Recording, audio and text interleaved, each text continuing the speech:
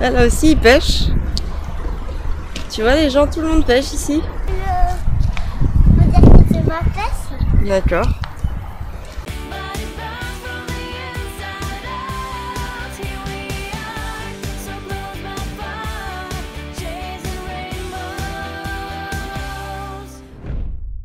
Alors la politesse, c'est vraiment ce que la plupart des parents vont inculquer à leur enfant, et ce dès le plus jeune âge. Au niveau de l'éducation, ça rentre vraiment très tôt dans l'apprentissage.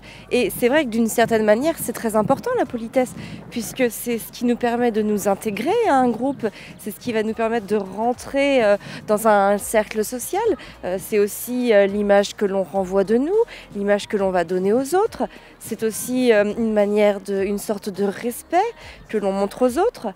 Donc c'est vrai que la politesse et les bonnes manières, c'est très important. Les bonnes manières, la politesse représente aussi nos valeurs, et puis c'est aussi le reflet d'une certaine structure sociale, le reflet d'une certaine aptitude à communiquer et à partager avec les autres. C'est aussi une manière de vivre, d'une manière de vivre en société, mais pas que pour la société, c'est aussi pour soi, pour pouvoir s'intégrer dans la société. Merci mon chéri. Oh, un pissenlit. Un pissenlit, c'est quoi? Non, c'est un pissenlit. C'est cette fleur jaune.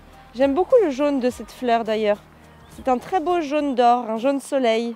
Quand l'enfant ne parle pas, quand il n'a pas cette acquisition, cette capacité physiologique, on se rend compte qu'on peut les faire passer de manière très naturelle. Par exemple, un enfant qui va mordre le sein de sa maman va retirer son sein et va lui expliquer, et va faire un signe de malaise. Merci mon chéri pour ta pâquerette. Ouais, les fleurs s'envolent. Cette manière naturelle de faire comprendre à l'enfant que ce qu'il a fait lui a fait mal, lui a procuré une sensation de malaise, de mal-être, c'est aussi un apprentissage des bonnes manières, mais de manière justement très bienveillante et en totale cohésion avec les capacités de l'enfant. Et ce qui se passe, c'est que quand l'enfant commence à grandir, c'est-à-dire quand il parle plus ou moins couramment, avec plus ou moins de facilité, on va lui en demander trop. C'est-à-dire qu'à partir de ce moment-là, on arrive chez les gens par exemple, et comme l'enfant sait parler, il a la capacité par exemple de dire bonjour, on va lui demander qu'il aille saluer toutes les personnes. Seulement il faut savoir qu'un enfant par exemple de 18 mois ou de 2 ans, qui arrive même chez des gens qu'il connaît très bien, peut avoir une petite phase d'adaptation et donc se retrouver un petit peu exposé en fait face à tout ce monde, et il a peut-être besoin d'un moment, d'une zone de confort pour justement prendre ses aises et pouvoir aller vers les autres. Et ce qui se passe, c'est qu'en général à ce moment-là, quand on demande à l'enfant d'aller dire bonjour et qu'il refuse, les parents eux aussi se bloquent, tout le monde se bloque et on arrive à une crise énorme.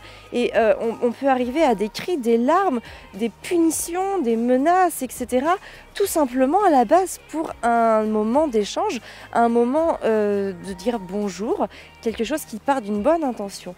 Donc moi ce que je suggère vraiment pour éviter ces crises, et puis voilà, ces tensions qui vont aussi venir détériorer la relation que l'on construit avec ses enfants, c'est plutôt que d'inciter l'enfant, demander, obliger, je dirais même des fois, l'enfant à aller dire bonjour aux gens par exemple chez qui l'on va ou qui viennent à la maison, c'est d'inciter justement l'entourage à venir dire bonjour à l'enfant. De cette manière-là, les gens viennent à l'enfant. Ce n'est plus l'enfant qui va vers ces gens. Et pour l'enfant, ça change énormément de choses. Parce que par exemple, il peut rester près de ses parents, qui sont donc qui représentent ces personnes de sécurité, ces personnes de confiance.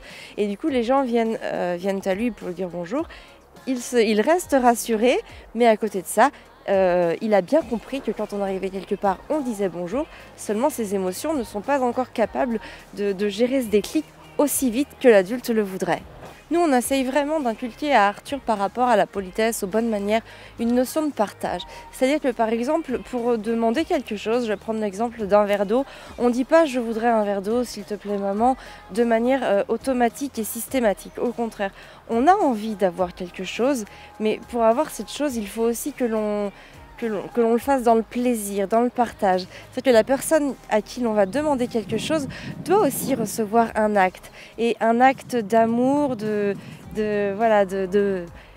de choses qui vont permettre à l'enfant de comprendre que pour recevoir quelque chose, il faut aussi donner. Et lui, ce qu'il va donner, la politesse, c'est pas palpable de dire s'il te plaît, on ne peut pas le toucher, mais on le reçoit dans le cœur et c'est au niveau des émotions, de l'affectif que ça se passe. Et chez nous, c'est vraiment cette chose-là qu'on met en avant. Et le fait d'avoir cet échange de donner pour recevoir, ça va permettre à l'enfant de savoir qu'il va pouvoir être entendu, qu'il va pouvoir être compris.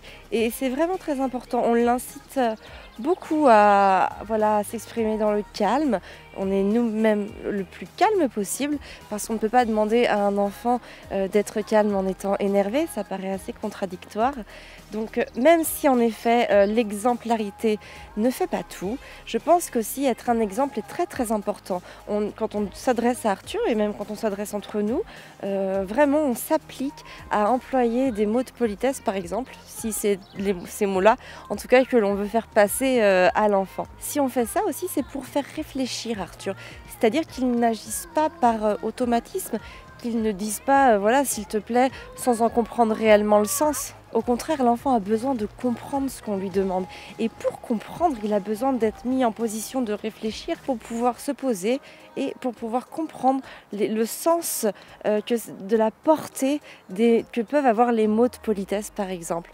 Quoi qu'il en soit, il faut prendre son temps et ne pas se mettre la pression là-dessus. C'est quelque chose que de toute façon, si on a un cadre de vie où les gens se respectent, sont bienveillants, positifs et qu'ils emploient les mots de politesse, il n'y a absolument aucune raison pour que les enfants, à un moment donné, le fassent également. Voilà, il faut juste savoir être patient. Des fois, ça peut prendre quelques mois, quelques années, mais à un moment ou à un autre, tout rentre dans l'ordre. Alors si vous avez aimé le contenu de cette vidéo, n'hésitez surtout pas à l'aimer et à la partager. Moi, je vous dis à bientôt.